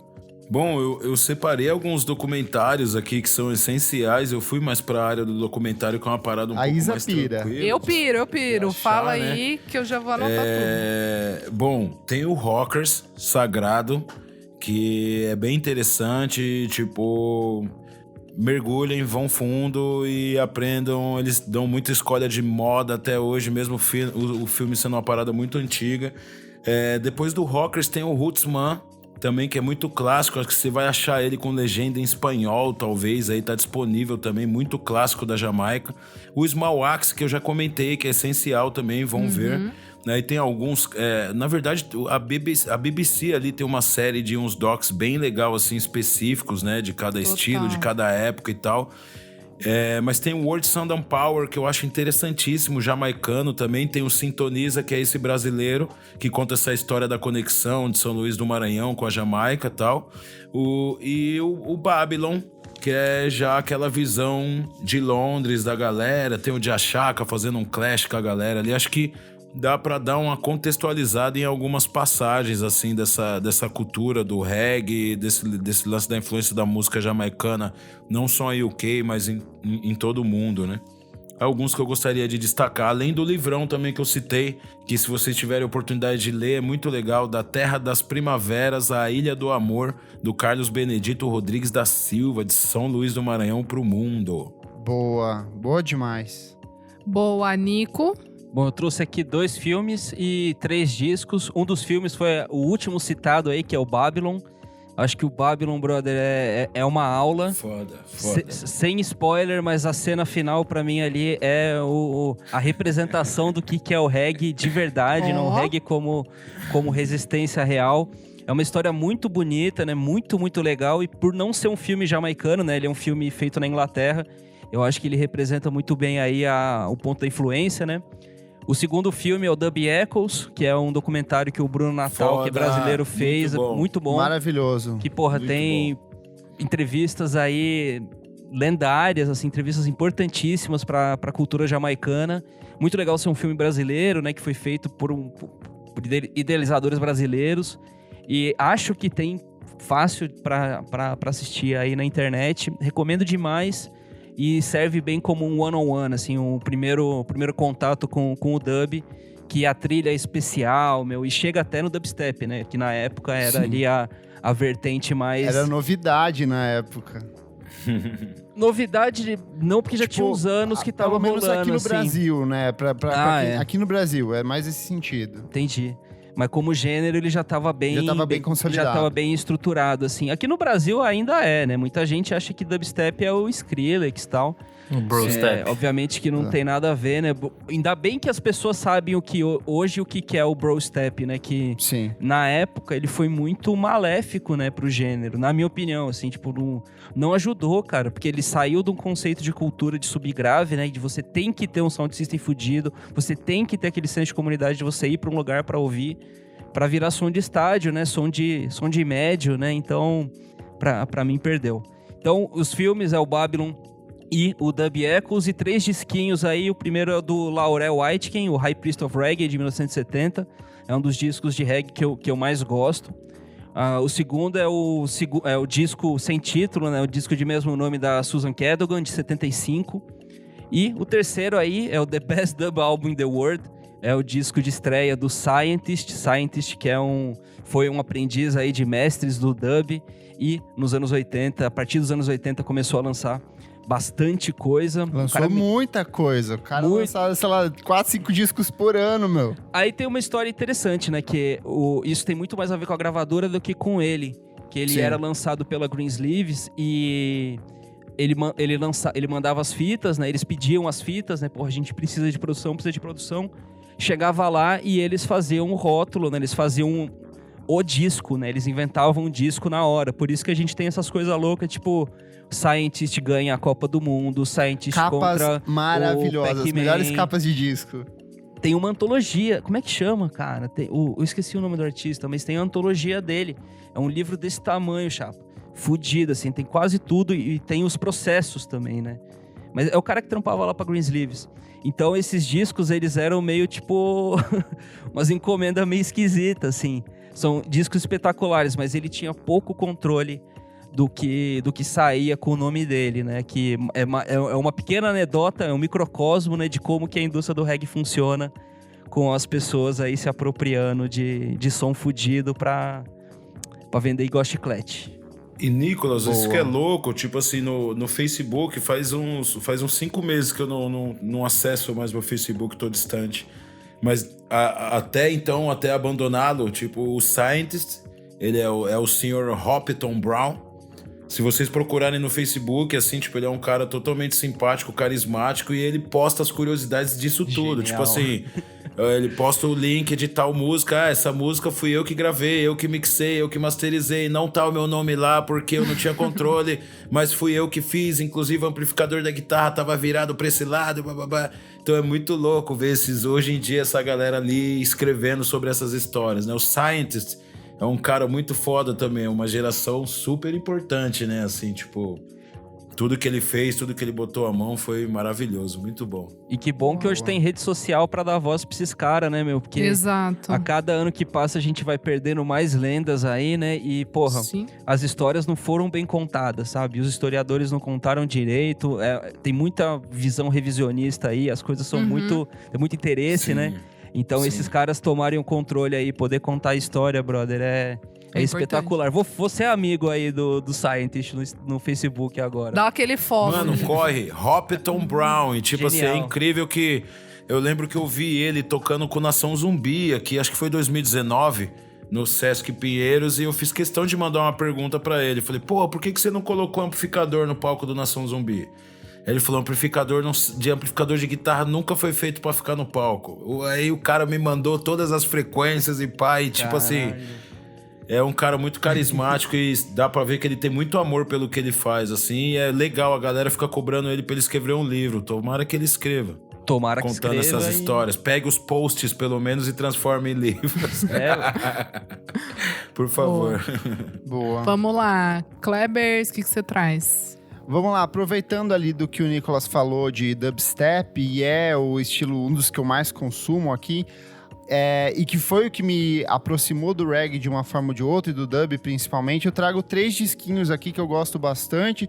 Não vou falar de Burial ou Untrue, porque eu já cito esse disco toda vez que eu participo, é um dos meus álbuns favoritos chega, da vida. tá bom. Já Porque falou. Mas eu vou focar- É fudido, o disco é demais. É muito bom.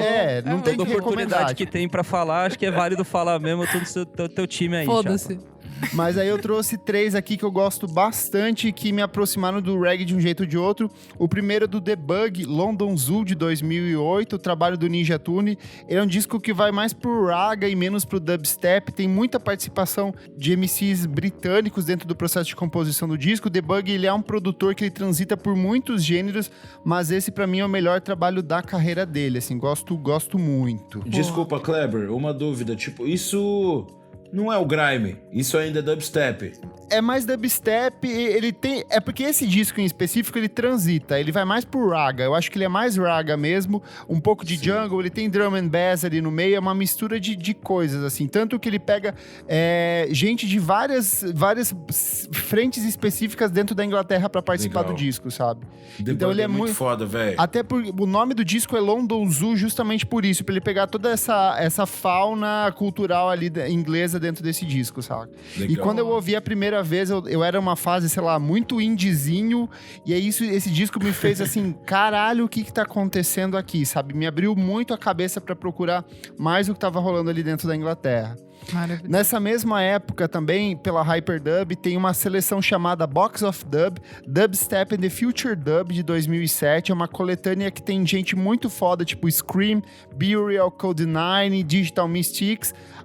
No Spotify saiu a coletânea que era a primeira, que é da capinha amarela, só tem a vermelha, mas você encontra no YouTube, facinho pra eu ver essa coletânea. É um trabalho bem legal e, como o Nicolas disse, essa coisa da coletânea, ela continua vivendo nesses trabalhos, desses selos ingleses, assim, de um jeito muito interessante e traz muita coisa boa nesses trabalhos. Então vale ouvir e pegar cada um dos artistas que estão ali e depois você vai chavando cada um deles de um jeito mais atencioso. E por último, um álbum de 2011, que está completando 10 anos agora, é do Africa High Tech, 93 Million Miles. O Africa High Tech é uma parceria entre o Mark Pritchard, que é um produtor muito foda, eu amo. com o Steve Spacek, que também é outro cara muito foda. Vou ouvir. O álbum foi lançado pela Warp e ele é todo concebido a partir de samples de clássicos do dancehall e do reggae, do dub, tipo Out in the Streets, é uma música que assim sintetiza muito isso, e esteticamente pra mim eles são meio que o Baiana System da Inglaterra, porque todo o envelopamento dos singles eles seguem uma estrutura tipo muito parecida, sabe? Então ele é um disco que abraça o reggae, mas é uma linguagem muito futurística, vale a pena você ouvir. Amém. É isto. Elo, Bom, eu também não vou falar de reggae, hein, gente? Desculpe-me. não tem problema. Mas eu vou falar de um disco que eu ouvi bastante essa última semana. O Thiago me indicou. E é um artista japonês. O disco chama A Long Vacation, do Aichi Otaki. Eu não sei se alguém já falou dele aqui. Eu não lembro mais. Acho que não, amiga. Mas é um disco muito legal. Ele é dos anos 80. Ele foi lançado em 81. E esse cara, ele é muito foda. Ele é, tipo, considerado um dos grandes artistas do Japão. Mas ele já faleceu. É muito legal. A Long Vacation. É uma capinha, pra quem tá em dúvida, tem um desenho de uma praia. Que é uma piscina. É, tipo uma piscininha, na verdade, né? Uma piscininha. E é muito legal, ele é considerado um dos maiores álbuns de rock, assim, do Japão, mas tem uma pegada bem anos 80 e também uma pegada, sei lá, do que talvez se tornaria depois essa coisa meio city pop, assim. Então, ele traz essa estética bem pra cima, tipo, meio, sabe, solzão, assim, tipo sunshine, que eles chamam, né? Sunshine pop. E é bem massa. E bem anos 80, então sei lá, Só um complemento, Elô. Há poucas semanas eu recomendei o trabalho daquele produtor curitibano, o Tui. O disco se chama Casto 4 e a capa do Tui e a estética do Tui é inspirada nesse disco também. Jura? Olha que tudo! Tem a mesma imagem da piscininha na frente ali. Amo. É bem massa, assim. A primeira, eu diria que o começo do disco ele é o mais legal. E a segunda música literalmente parece que tá começando Lança Perfume da Rita Lee, sabe? Tipo, então pra você entender essa coisa anos 80, pesado, esse tecladinho. Então é muito foda. Vozes, umas horas parece meio Beach Boys, assim, tipo, harmonia de vozes, sabe? Colocar todas essas camadas. Então é muito legal, eu amo essa época do Japão, assim, que tem essa pegada bem oitentista, com timbres fodas e também, assim, musicistas muito, muito bem capacitados, assim. Ele é um cara bem grande lá, mas que infelizmente faleceu. Meu, tipo, eu fui ver a morte dele, ele engasgou numa maçã, tipo, uma morte muito trágica, tipo... Mas, enfim, vale ouvir esse disco, recomendação do Thiago, meu namorado, no caso. Ele não parou de ouvir, eu falei, meu, vamos sacar. E é isso, Aichi Otaki, gente, eu amei. Nick? Direto eu faço playlists e esqueço delas. E aí, em algum momento, eu vou reouvir e redescubro alguma coisa antiga que tava nelas. E a redescoberta dessa semana foi um rapper chamado Aminé. Ele até continua fazendo coisas, tipo, legaisinhas agora. Tipo, acho que ele lançou disco ano passado e tal. Mas... Saiu um feat dele com alguém que a gente falou aqui. Era com o Disclosure, não era? Era com o Disclosure. Ele lançou com a Lick Lee também, não lançou alguma coisa? Mas ele canta com o Disclosure no último disco também. Enfim, ele tá aí até hoje, assim, mas eu acabei, tipo, nunca mais ouvindo tanto, assim. E aí eu relembrei esse primeiro disco dele, que é o Good For You, de 2017. E é muito bom, assim, tipo... É bem bom. Tem algumas participaçõezinhas legais, o Ty Dolla $ign, Nelly, Kehlani. Então, tipo... E é uma coisa bem divertida, assim, é um rap bem descompromissado. É bem divertidão, assim, umas batidas bem pop. Estamos precisando. E é isso, assim, quando você precisar não pensar muito no que você tá ouvindo e só quer curtir um sonzinho divertido, bota esse que é sucesso. Delícia. E você, Isadora, quais são as suas diquinhas? Gente, eu vou aqui dar rapidamente dica. É baseada no nosso tema. Se chama Faia. Eu não lembro se eu já falei aqui em algum momento, num passado distante. É FYA, né? De Fire, tipo Faia. Uhum. É um curta, tipo uns 12 minutos, do Guilherme Nasser. É um amigo até que fez... ele era meu veterano na faculdade. Saiu meio que pelo selo, assim, do Boiler Room na época. Não lembro direito, assim, foi pro site, acho, alguma parada nesse sentido. Fala sobre o dancehall brasileiro. Sobre uma nova geração paulista que ama e produz. É muito legal mesmo, assim. Mostra bem a cultura do sound system. Mesmo, assim, tipo, o pessoal nas festas e tal...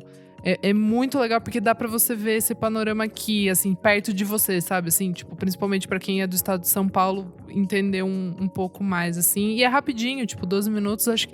Eu achei no Vimeo.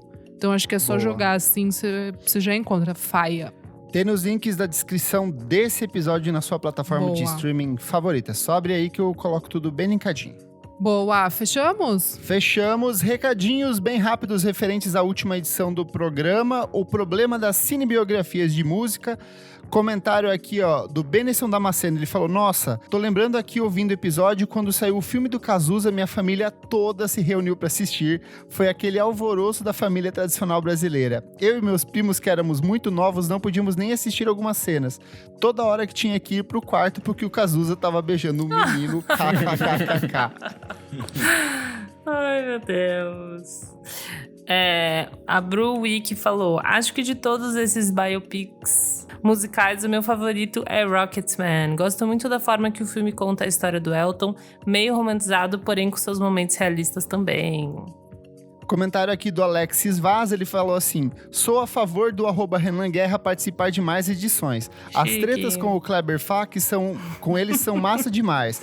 Gosto de todos os episódios que ele participa, rio pra caramba. E eu respondi, @Alexis Vaz, se dependesse de mim, o Renan Guerra participava sempre, até porque eu quem descobri esse talento. O problema é que a Meu Deus. Isadora, a Elo e o Nick não gostam muito dele. Aí é complicado. Ai, meu Deus. Mentira! Ai, como ele é falso, Uau. você viu? A gente duplo, péssimo. Ele é um assim. anjo que caiu do céu, a gente ama ele. Renanzinho lindo. Bom, canepismos, anjo que caiu do céu também. A Maria Canepa falou, gente, sobre o filme que fazia um recorte na história do biografado, eu gosto bastante do Nowhere Boy, do John Lennon. Também não boto fé que tenha sido super fiel, mas acho muito massa o filme retratar um período pré-fama. E aí acaba porque todo mundo já conhece o que acontece depois. E Boa. por último, o comentário do Olhos Ouvido, ele fala, já quero a minissérie da HBO sobre o Gil, o exílio do Gil e Caetano em Londres, com a Ariana Grande seria fazendo o tudo. papel de Maria Bethânia, por favor. Gente, É isso, que gente. calúnia. Pô, É eu tenho certeza que o Caetano e que o Gil curtiram muito baile de reggae lá. Muito, com certeza. Vibe boa. Incrível. Nossa, não sei como o não surgiu Gil- um registro dele com o Bob lá em algum baile da vida. Se não tem, eu não sei, né? Mas certeza que naquele exílio deles lá, eles Tem beberam fotos muito nessa deles fonte. na plateia de show do Bob Marley, se eu não me engano, na época. Tem algumas fotos Certeiro. assim. Certeiro. Tipo, beberam muito na fonte um do outro, com certeza. Por mais que o Marco Riba, eu acho que o Marco Riba foi o primeiro a abrir o show. Eu até o contato de abertura de show do Marley aqui no Brasil. Eu acho que o Caetano e o Gil beberam muito naquela fonte também. Com certeza. Mas tem esse registro. O Marco Riba foi o primeiro a abrir um show do Marley aqui em O solo Caetano, nacional. tanto ele quanto o Gil, eles cigavam que eles foram atrás do reggae muito antes dos Rolling Stones, por exemplo. Que os Rolling Stones falam que foi a primeira Super. banda de rock a incorporar. Sim. Mas, na verdade, o Caetano e o Gil fizeram coisas antes, né? Muito bom, galera. Boa! Monkey, já que você puxou aí, dá suas redes sociais, seu serviço, onde as pessoas te escutam, onde as pessoas podem ouvir o seu trabalho, fica à vontade para falar sobre o seu som aí. Galera, muito obrigado. Foi muito bom trocar essa ideia com vocês. Adoro trocar essas ideias, trocar essas informações. Satisfação, Nicolas, Isadora, Nick. Muito, muito bom estar com vocês. Procurem lá, eu tenho um trabalho musical também. Sou escola do Sound System, dessa geração da galera que vem montando sistemas de som pela praça aí, e tocando para mais pessoas. E tem um trabalho musical. Procurem todos os aplicativos musicais, no Google, no Instagram, para mais informações. Chega lá, segue, deixa o coraçãozinho que o meu tá todo lá para vocês. Tamo junto, foi Boa. muito bom falar com vocês. Boa. Escutem reggae music. Porque Tudo. quando a música bate pesado, vocês não sentem dor. Boa. Arrasou, muito obrigado por ter participado, a gente ficou muito Valeu. feliz. E obrigado ao Amauri Terto que fez o ponto de contato aí com você. Maravilhoso. Boa. Maravilhoso. Nicolas, sua vez, dá suas redes sociais, onde as pessoas te encontram, perfil, fica à vontade aí. É isso aí, meus amigos e amigas. Vocês podem me achar no Instagram em @pradonicolas, mas o que eu tô fazendo mesmo aí é uma multiplataforma aí de conteúdo, que é Ontem, www.ontem.co, que é a rádio online, aí eu passo podcasts, tem DJ set ao longo do dia, tem programação ao vivo, tem uma porrada de coisa lá, cola com a gente aí. Se você gosta aí dos sons que a gente falou hoje aí de música jamaicana, toca bastante, mas também toca muito techno, a gente toca muito UK Garage, Tocamos rap nacional verdadeiro antes dos anos 2000. Aí tem muito rap nacional sanguinolento aí. Aquele mesmo aí que a gente ouvia na rádio quando era molecote. E é isso, meus amigos. Fiquem em paz, sejam gentis uns com os outros aí, lavem as mãos. Se puder, fiquem em casa, o bagulho não acabou, a pandemia não acabou. O bicho tá louco. E aí, muito obrigado aí. Poder colar aí com vocês aí, falar Demais. de coisas que eu gosto a valer. É nóis, paz. Boa! Tudo. Eu sou o @KleberFak no Twitter e no Instagram. Segue lá, diquinhas diárias de música todos os dias. Eu sou a Elo Cleaver, @EloCleaver no Insta e no Twitter. E também @Revista Balaclava lá no Instagram. Daqui a pouquinho tem revista, hein, gente? Então fiquem de olho lá, assinem e bora que bora. Bom, pessoal, eu sou @Almeida Dora no Instagram, Almeida Dora _ no Twitter, e é isso. Eu sou @Nick_Silva no Twitter, Nick Silva no Instagram. E é isso aí. Não esquece de seguir a gente nas nossas redes sociais, @podcastvfsm em tudo. Assine a gente na sua plataforma de streaming favorita. E se sobrou aquele trocadinho, R$5 por mês, apoie o nosso podcast no padrim.com.br/podcastvfsm. E é o som do que, Isadora? Meu Deus do céu. Three Little Birds. Three Little Birds, a gente despede do programa. Até a próxima! Não, eu tô cantando outra.